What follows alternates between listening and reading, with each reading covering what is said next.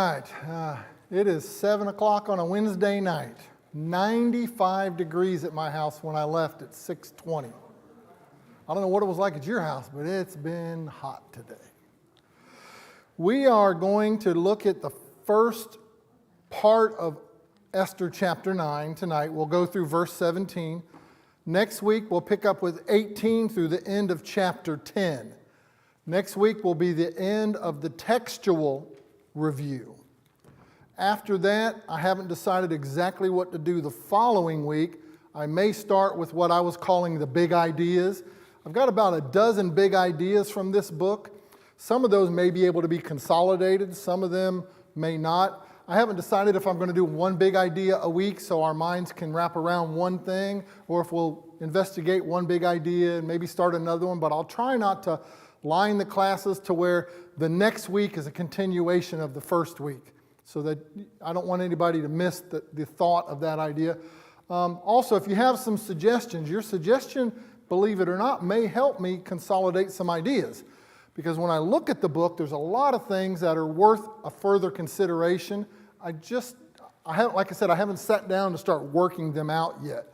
Maybe some comment that you make about the book might start putting those pieces together. Also on June 14th, we will have a guest speaker. I won't be here, but Mike has agreed to teach the June 14th class. So that class there won't be unless he decides to do a big idea on Esther. He hasn't told me yet. I just confronted him about it last week and he said sure. He hasn't told me he backed out yet. But we still got a couple weeks, so we'll see. So again, next week will be the end of the textual look. I'm not sure if we're going to try to do a composite or bring it all together the following week or just start the big ideas. So if you think of something, my phone number's in the directory. If you want to text me and say, hey, what about this? Or if you just want to come up and ask me about it or have a little discussion, give me a call or whatever. We'll start that probably in a couple weeks. So right now, tonight, Esther chapter 9, when you're talking about big ideas, this was a big idea. Esther had a big idea. And that big idea has come to fruition in Esther chapter 9. And we're going to see it in its full bloom. I started to say it's full glory, but it's not necessarily a glorious event other than the salvation of the Jews can be evident in the chapter. So before we get too far into that, let's take a moment to pray and then we'll read the chapter together. Father, we come to you at the midweek, encouraged by the way you have blessed us already in the days leading up to today. We thank you for the Lord's Day and Dennis's great message. The idea of how we speak and the things that we say are truly important. Although they might have different interpretations on the ears, we need to guard our speech. And so thank you for that message. And this week, as we've considered the things that make us a glory to you in our manner of speech and in our actions, even in our attitude. The things that happen on the inside bring you glory as well. And we pray, Father, that we continue to grow to your glory, even to the increase of our faith. Thank you for tonight. Pray that we will be with us as we look at the text and read the information and maybe consider a few thoughts about it. Father, encourage us by your word in Jesus' name. Amen. Reading from the New King James, Esther chapter 9. Now in the 12th month, that is the month of Adar, on the 13th day, the time came for the king's command and his decree to be executed. On the day that the enemies of the Jews had hoped to overthrow them, the opposite occurred, and that the Jews themselves overpowered those who hated them. The Jews gathered together in their cities throughout all the province of King Ahasuerus to lay hands on those who sought their harm. And no one could withstand them because fear of them fell upon all the people. And all the officials of the provinces, the satraps, the governors, and all those doing the king's work helped the Jews because the fear of Mordecai fell upon them. For Mordecai was great in the king's palace, and his fame spread throughout all the provinces. For this man, Mordecai, became increasingly prominent. Thus the Jews defeated all their enemies with the stroke of the sword, with slaughter and destruction, and did what they pleased with those who hated them. In Shushan, the citadel, the Jews killed and destroyed 500 men. Now, I'm not going to try to read these names, but there's 10 names here. Also, the 10 sons of Haman, Hammedatha, the enemy of the Jews, they killed, but they did not lay a hand on the plunder. On that day, the number of those who were killed in Shushan the citadel was brought to the king. And the king said to the queen, "The Jews have killed and destroyed 500 men in Shushan the citadel and the 10 sons of Haman. What have they done in the rest of the king's provinces? Now what is your petition? It shall be granted you, or what is your further request? It shall be done." Then Esther said, "If it pleases the king, let it be granted to the Jews who are in Shushan to do again tomorrow according to today's decree, and let Haman's 10 sons be hanged on the gallows." And so the king commanded this to be done. The decree was issued in Shushan, and they hanged Haman's 10 sons. The Jews who were in Shushan gathered together again on the 14th day of the month of Adar and killed 300 men at Shushan, but they did not lay a hand on the plunder. The remainder of the Jews in the king's provinces gathered together and protected their lives and had rest from their enemies and killed 75,000 of their enemy, but they did not lay a hand on the plunder. This was on the 13th day of the month of Adar. And on the 14th day of the month, they rested and made it a day of feasting and gladness. Well, it sounds kind of depressing.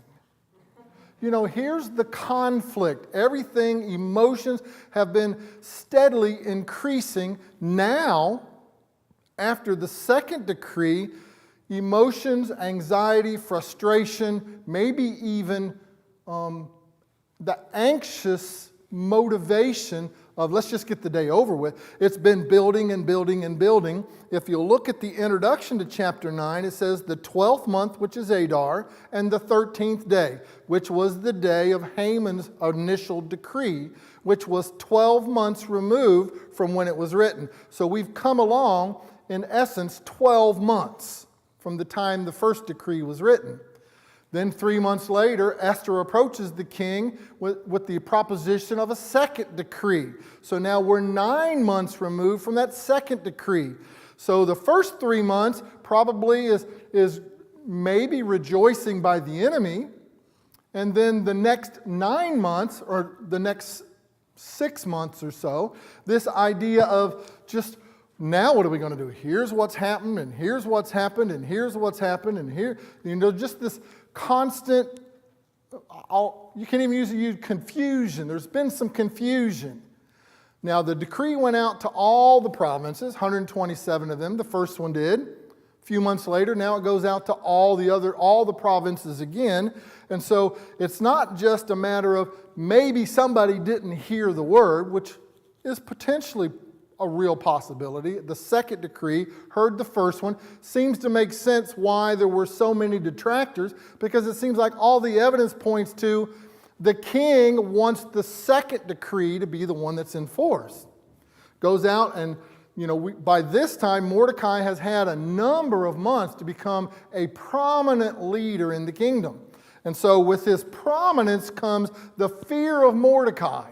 And Mordecai now seems to be the one maybe that they fear even more so than the decree. They found out that Mordecai is a Jew. They found out that he's the prime minister. They found out that he's the one, ultimately offering, or advancing this second decree. I'm sure the word has gotten out. We've got the governors, the satraps, all of the secretaries, everybody that's in any government position now wants to side with the team of Mordecai. We saw at the end of chapter 8 how there were many people of the land who wanted to become Jews, or basically sided with the Jews.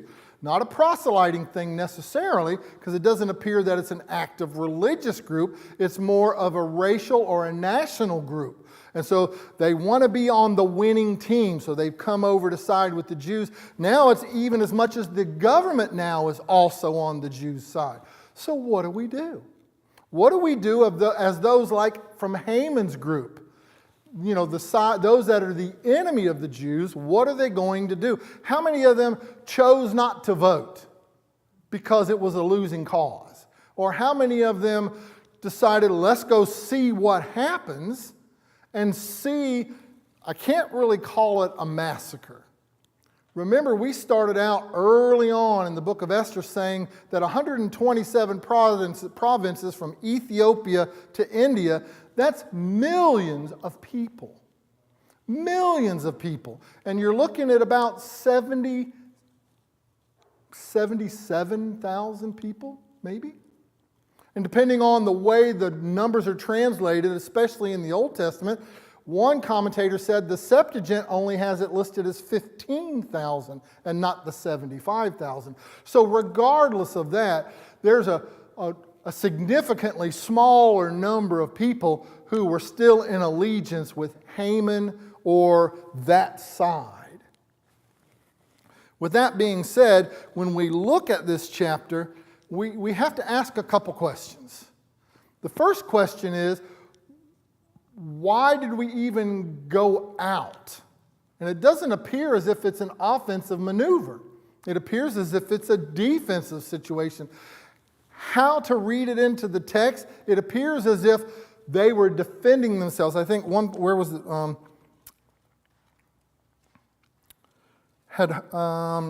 that day, the enemy of the Jews had hoped to overpower them. And that's verse number 1. So it still appears by the author, the reporter here is saying, it still appears as if those who wanted to fulfill the first decree, they're going to try to overpower them. Gary, I think Chris wants to make a comment.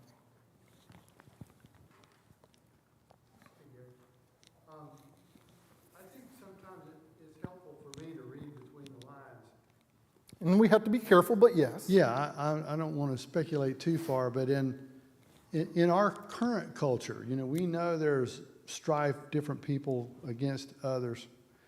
And I could just imagine some of these people that were on Haman's side that hated the Jews and wanted them wiped out. They could have been bragging about that and making statements and threats for the last several months. You wait till that day. We're coming for you. And they were threatening and they were looking forward to the massacre they were going to do on the Jews because they thought they had a legal right to. And they sort of did because of the first decree. But God turned that around. But it's not like the Jews didn't know who were after them. They knew who was going to try to kill them and who was going to try to destroy their families. And so I agree with you. I think this was a matter of self-defense. It wasn't like they were just looking for trouble. They were basically defending themselves. And, you know, that's the way it played out. And, of course, God was on their side. Mm-hmm. Mm-hmm. And you said something that reminded me that there is a real possibility, because we don't all listen to the news every day, every way, and sometimes we take months off from listening to the news on purpose. You hear the first decree, and that's the law, right? And then 3 months later comes a second decree.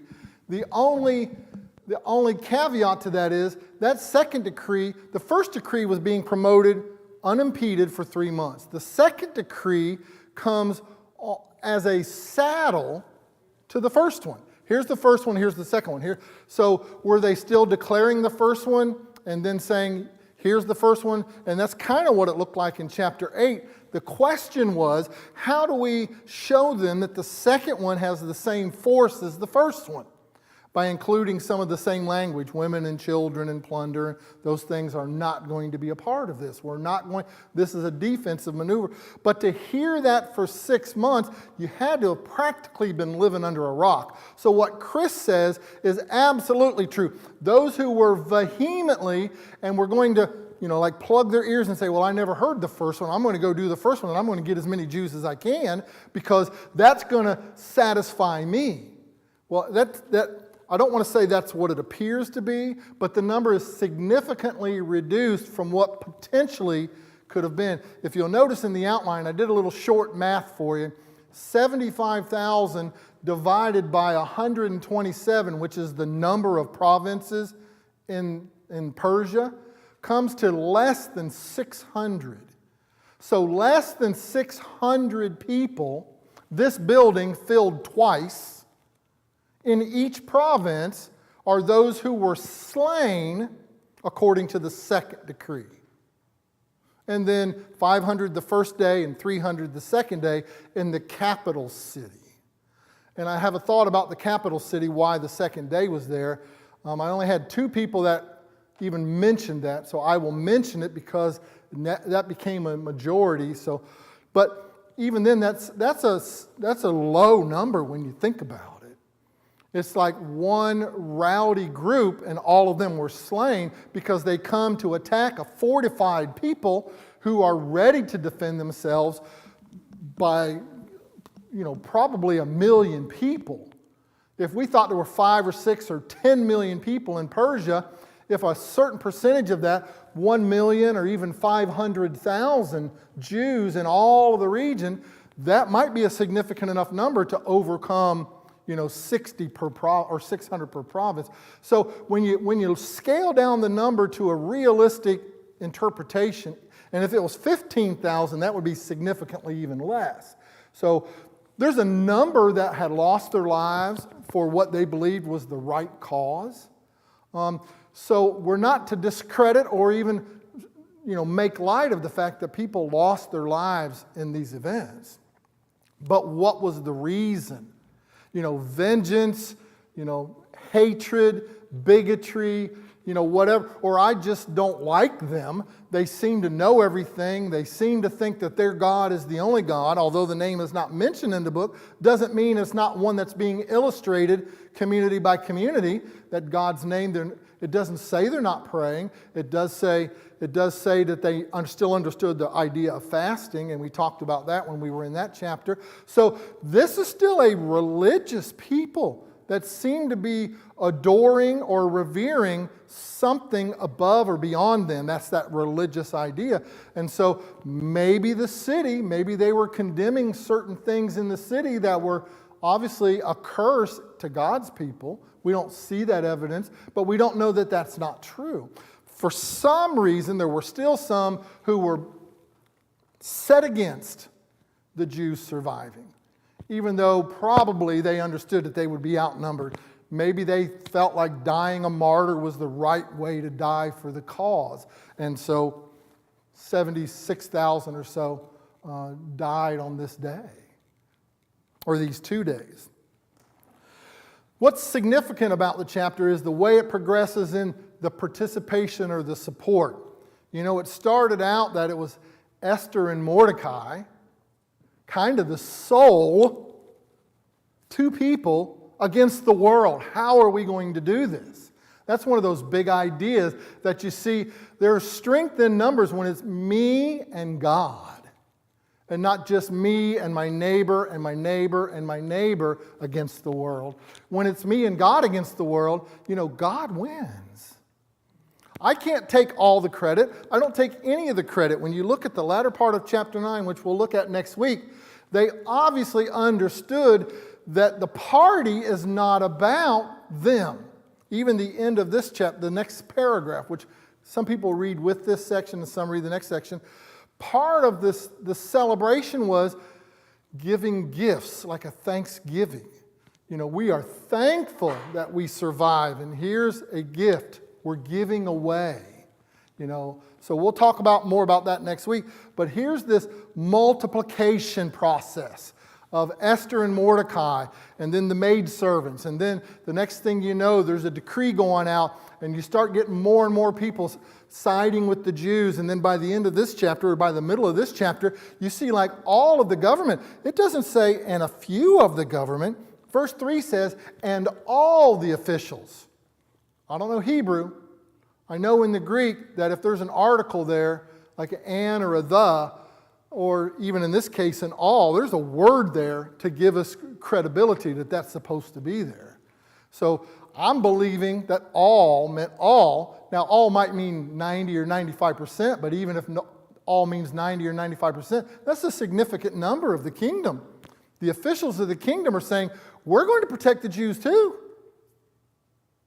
because the king said to do it. So we're going to honor the king's request, and it says that they, number two, not just because the king said it, but because they feared Mordecai. And this you can call it whatever kind of fear you want, just an honoring, maybe a revering fear. They respected Mordecai. He had come to a place of prominence in the kingdom, and they said, we like Mordecai. We want him to stick around. Go ahead, Chris. Well, the other thing is the people already had heard what happened to Haman.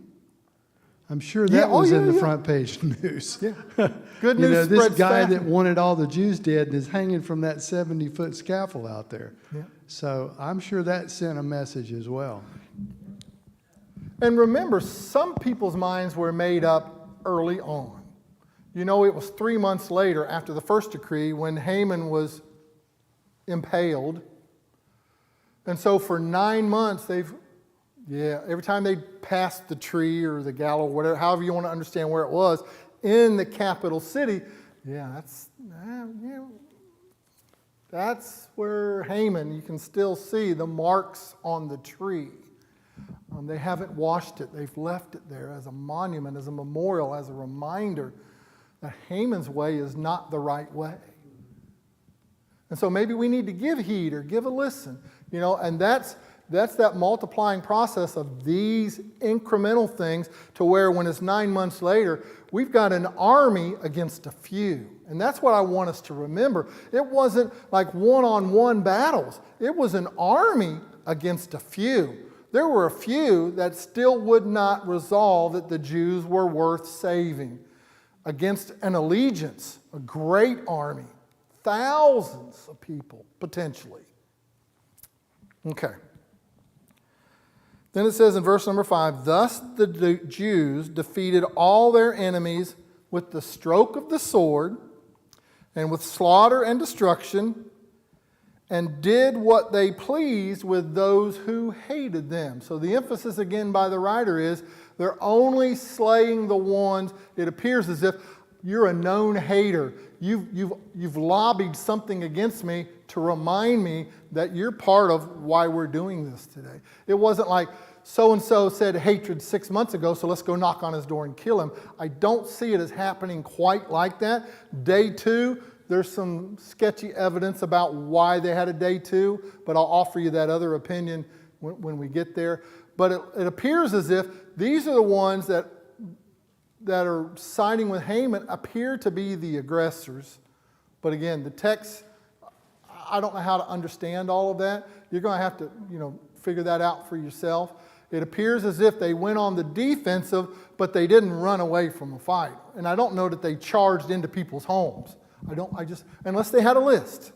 We're going to get the list. They did get the 10 sons of Haman. I don't think that would have been an aggressive move. I mean, from Haman's sons, that might have been an aggressive move by the Jews, but that's, what they say is when one king killed another king, he killed all of his children so they wouldn't come back and kill him. I don't know that that's I don't even know that that's good war or politics. But in this case, it happened. And we have to resolve that it happened, and it's been recorded for us to learn something from it. You can't go back 2,000, 4,000 years ago, or this would have been about 3,500 years ago, and analyze a war conflict and try to moralize every element of it. That's correct. Because war and evil coming against evil, and even good people defending themselves, they make mistakes, they do. It's a mess. War is a nasty mess, and we need to be careful not to get too judgmental about what they did in the heat of the battle. Let God judge those individual things, but it is worth discussion. Yeah, it is. But I think in our culture, I've seen a lot of times where we try to project our modern sensibilities on a situation that happened a couple thousand years ago in a different culture and a different time, and then try to moralize on it and say they were wrong or this was right. You know, we need to learn from it, make decisions, but Carol has a comment too, right behind you. Again and again in the Bible, in the Old Testament, God tells them, wipe everybody out. And again, they didn't do it. And you see later on where bad things happen because they didn't follow what God told them to do. Yep. Mhm. And I don't necessarily know how to answer all of those questions, but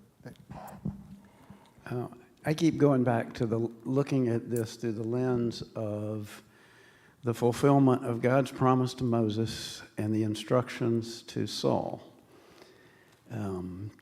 That I promise you, Moses, I'm going to wipe out the Amalekites for what they did to the Jews. Mm-hmm.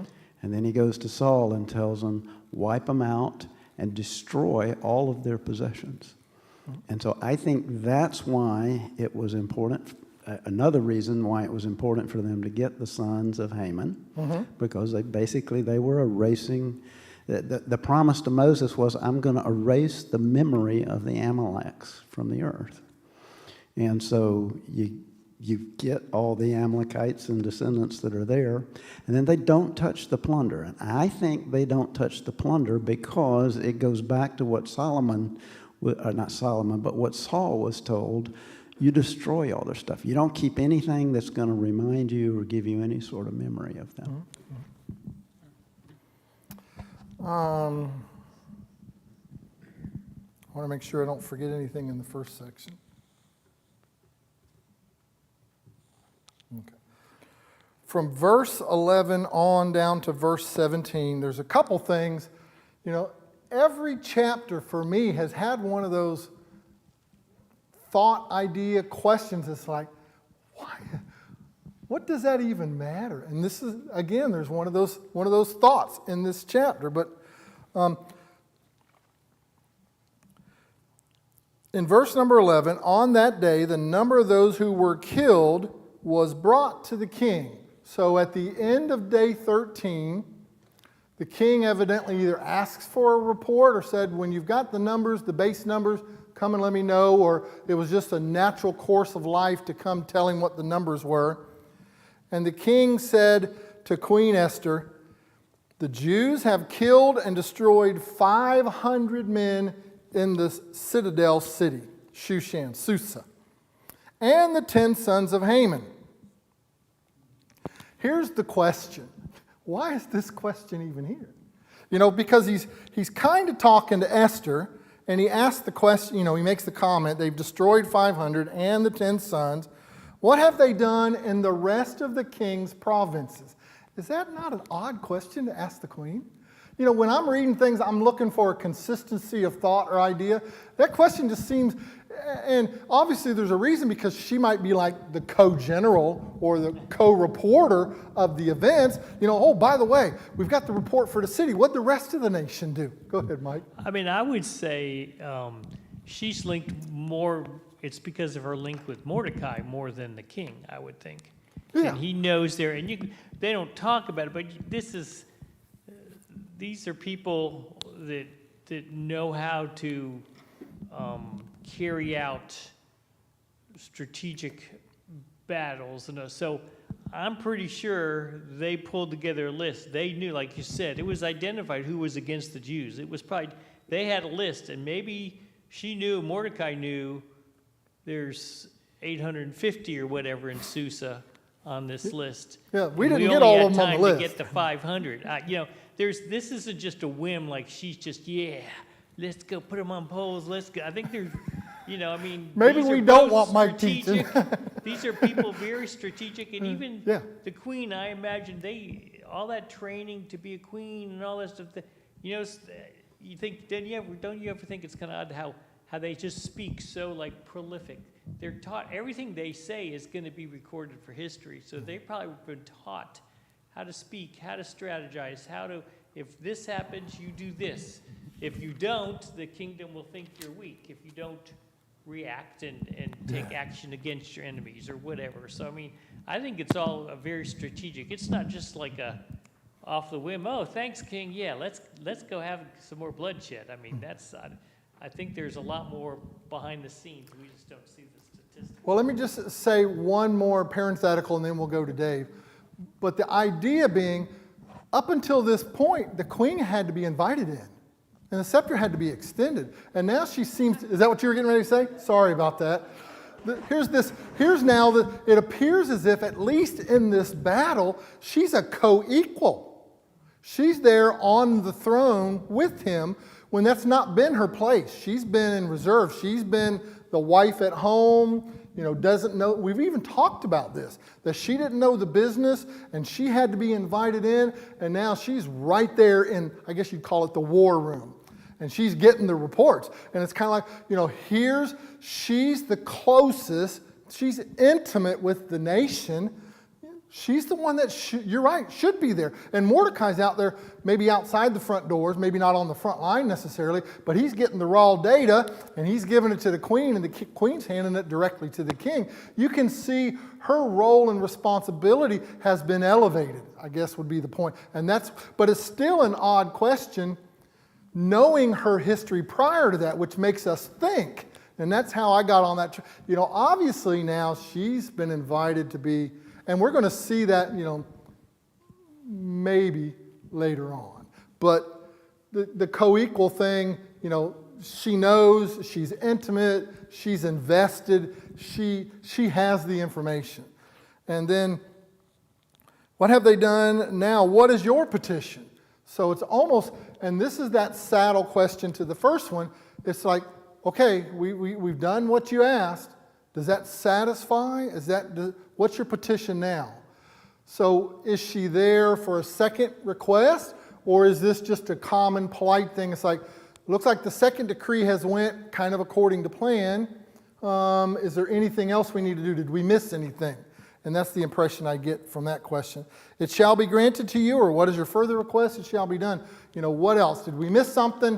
I want to make sure we do this right. You're my queen. It's almost like that relationship has become more intimate again over these 9 months. It's closer and closer. She's right there with him now.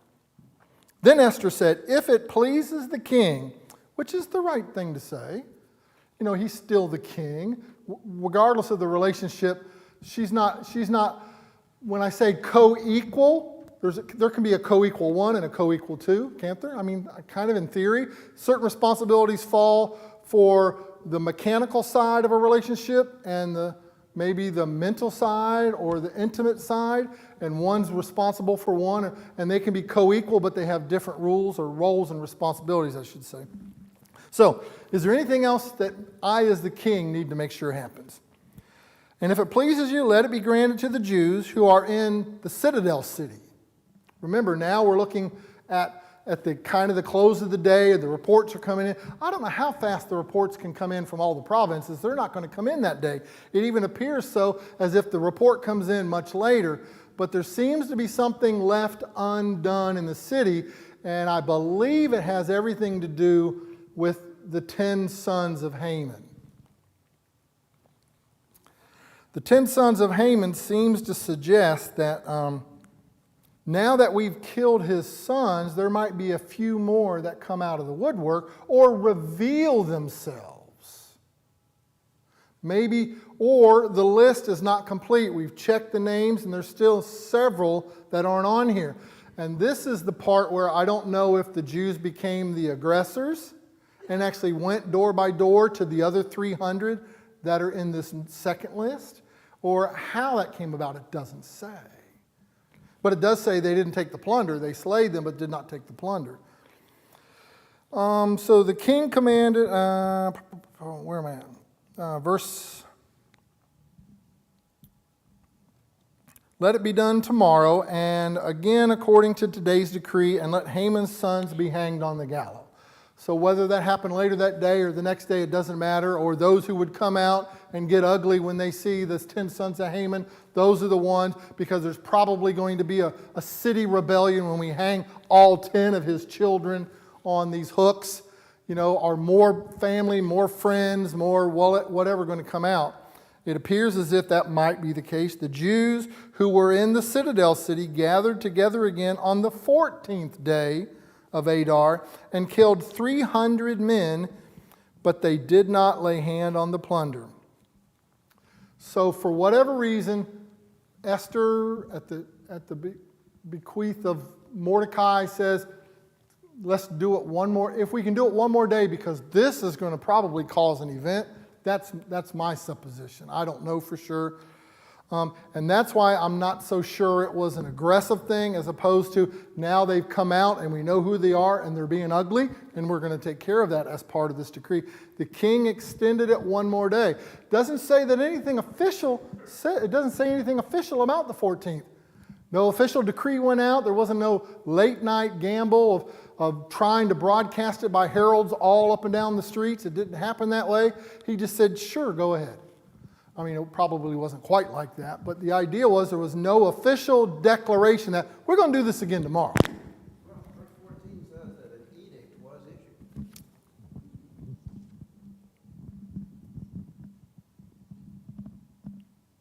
I don't. Verse 14. So the king commanded this to be done, an edict was issued in Susa. Oh, okay. So some kind of declaration. I just missed that. Thank you. Is that in my notes? That a second edict? Because I probably need to add that. That's in the NIV. No, I mean, is it in my notes? Second edict? I missed that. Thank you.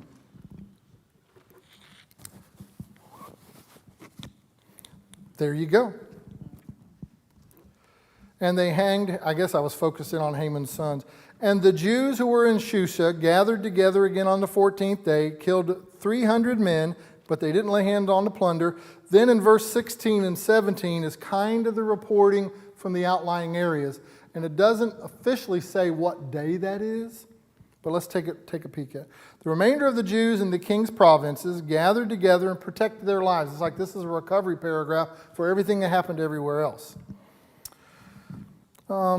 Recovered their lives, had rest from their enemies, and killed 75,000 of their enemies, but they did not lay hands on the plunder. And this was on the 13th day of the month. And on the 14th day of the month, they rested and made it a day of feasting and gladness. When you look at the end of chapter 8, the same kind of language is there. When the decree went out, there was feasting and gladness in the city.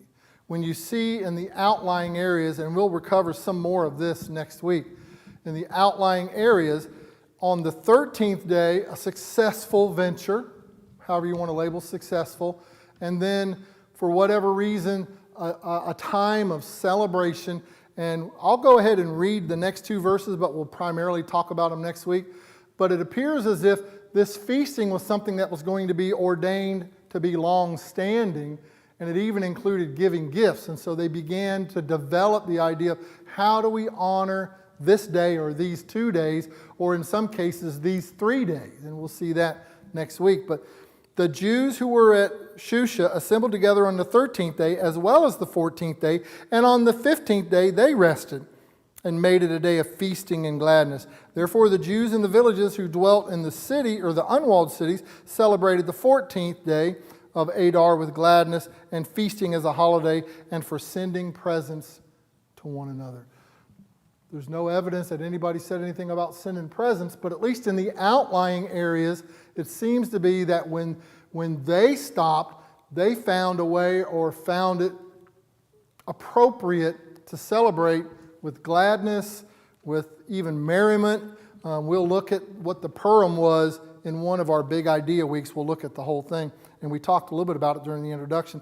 The feasting and the gladness and the giving of gifts, usually to a stranger. I even looked at one Jewish source that said that in their culture in New York City in the 70s, they had a very specific menu that had become custom for them to contribute. We won't necessarily go into that, but I just offer that as this has become a long-standing tradition that's not anywhere else in the Bible, but obviously has been maintained in the Jewish or the Hebrew culture, even not so much to this day, but 40 years ago it was still going on, pretty prevalent. So when we think about this day. This is a horrible day. I don't know, Chris kind of alluded to it, and others I'm sure have suggested it. This was a horrific, I can't imagine the fear of the city or the cities or the provinces, those who kept their women and children and maybe even all of their special goods. Maybe they, dug holes and put them in caves. They've been preparing for this day for 9 months, technically 12 months, and they still don't know what's going to happen. And then the battle. I've never been on the battlefield.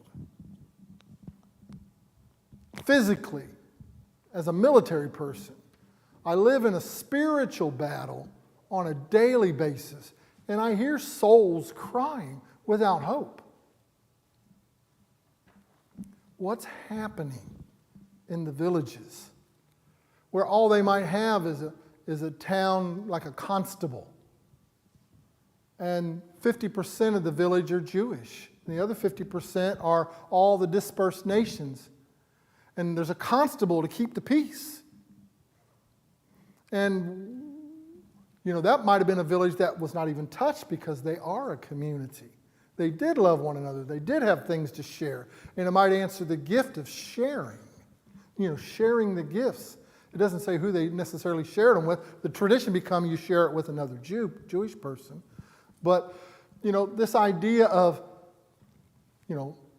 for lack of, thank you for not killing me or trying to kill me.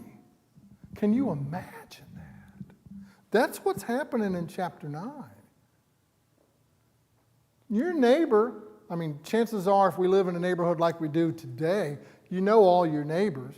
But who's to say those outsiders don't come in and say, there's several hundred Jews over in that city. Let's go over there. They're not going to recognize us. They're not going to know us. We can sneak up on.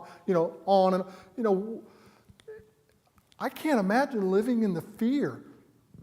And then it's only taking one day for all of this to happen. That's a lot of activity for one day. Any questions, comments, thoughts? The only other thing I will say is the idea of the sons of Haman. Did they deserve to die? This kind of goes back to Chris's idea. Evidently, there was enough evidence to include them in this. Maybe they were hiding, maybe they were aggressors, or maybe that was in the course of all of this. It doesn't say like they were singled out necessarily, other than the verse says, also these. There was 500 men, and oh, by the way, it included these 10 men, or in addition to that, there were these 10 men. I don't know that it was a special ops group to go in and get those 10 sons. It could have been. It doesn't say. Dave's got a thought on that. Again, they're descendants of Agag. Yeah. Okay, and so I think, they were singled out and as a part of fulfilling God's promise to wipe out the Amalekites. Possibly. Or they're just known to be violent against Jews, and they were leading the charge of different battalions. And so included, and that's why I say we need to be careful, but he's absolutely right. If God promises something, it's going to happen, but it doesn't always happen to where we can understand it. Were the Jews aggressors, and did they go find the 10, or were those 10 the leaders of 10 companies or battalions or groups or whatever, and they happen to be included in which fulfills the prophecy. So when we look at the 10, I don't want people to start thinking, the Jews went looking for them, because that doesn't make them any better than the 10 sons of Haman in my mind. However it worked out, but it's not an utterly destroyed kind of thing as far as a vengeance or a retribution. The edict or the decree was issued as a defense mechanism, is the way I understand it. So, but yes, they were obviously a part of God's plan. It's going to be we're going to utterly do this, and this is going to be the end of it. Okay. There's some really rough passages in the Old Testament that, there were cities that were destroyed, there were nations that were destroyed because of wickedness. God deals with the harshness of reality, and when sin is full grown, it destroys a nation, it just pollutes the land. There's language like that all in the Bible about how their sins went up before the Lord, and the blood cried out from the ground of various people that were slain. And God is a God of justice, and He will make it right. And Absolutely. I think that we in our modern culture really don't have a stomach for that sort of thing, because we don't even think that way. And I think it's not good, because we don't understand justice and righteousness the way God does. But I've had these discussions with friends at work and others that were upset about God doing some of these things He did. And sometimes His people did some, like we're discussing tonight. And I always tell them, I don't really know how to run a universe.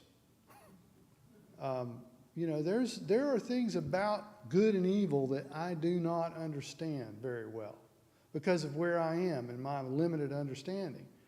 But God understands way better than we do. And when He says this is the way it ought to be, we should realize that He's God and we're not. I realize that really shakes some people's faith. I've had a lot of discussions with people about these sort of things, and it really shakes their belief in God, because they don't understand why God would allow X, Y, and Z. But like I've said, I don't know how to run a universe either. And I think we need to keep in mind that we're looking at something that happened in a different world, a different culture, under different circumstances than any of us have ever lived under.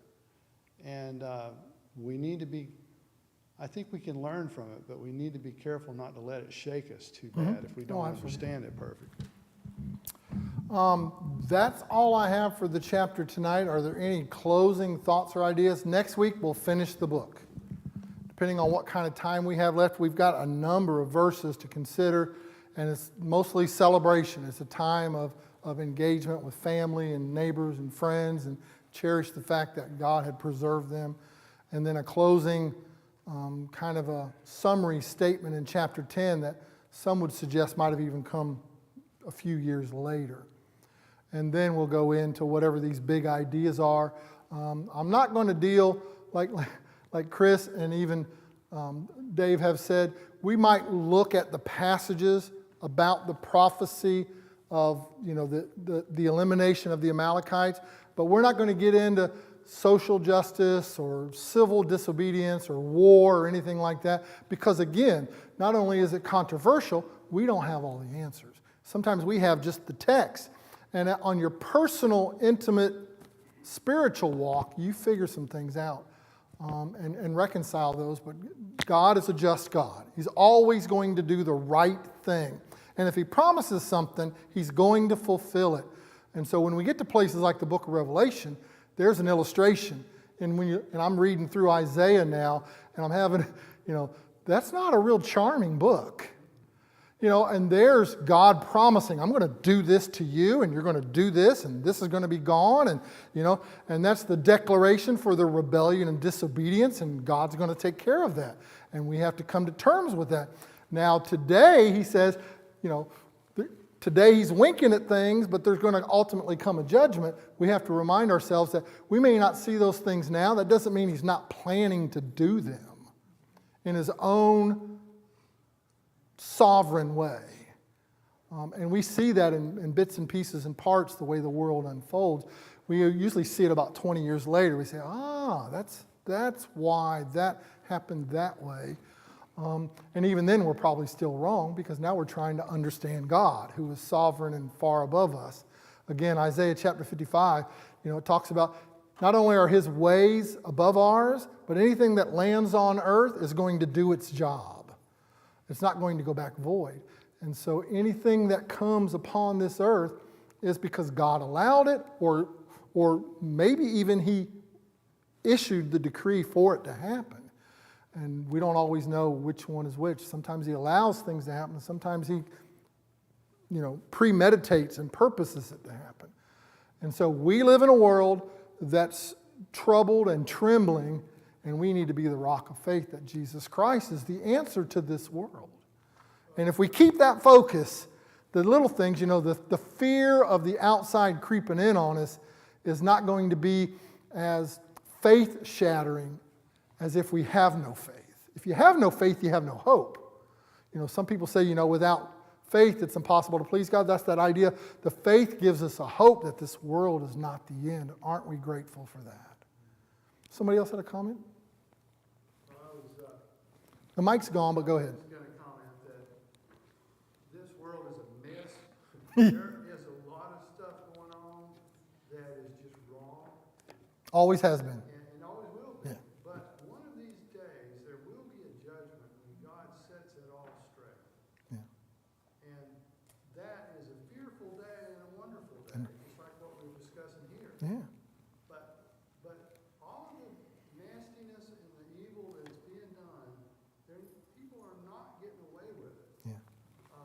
God is merciful and has a way for us not to pay the penalty for what we're doing. But if we continue in that, there will be a day when He sets it straight.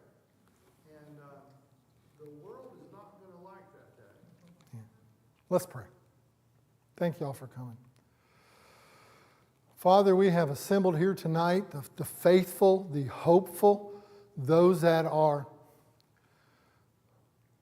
encouraged by your sovereign singleness,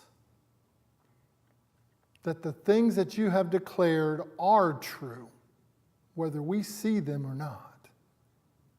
Help us to see them. Increase our faith. Increase our strength for enduring the times. Come in amongst us, dwell with us, protect us. Save us in the end, Father. Thank you for that hope that rests in your Son and you're raising him from the dead. It's in his name we pray. Amen. Thank y'all. See you next week. You've been a good class.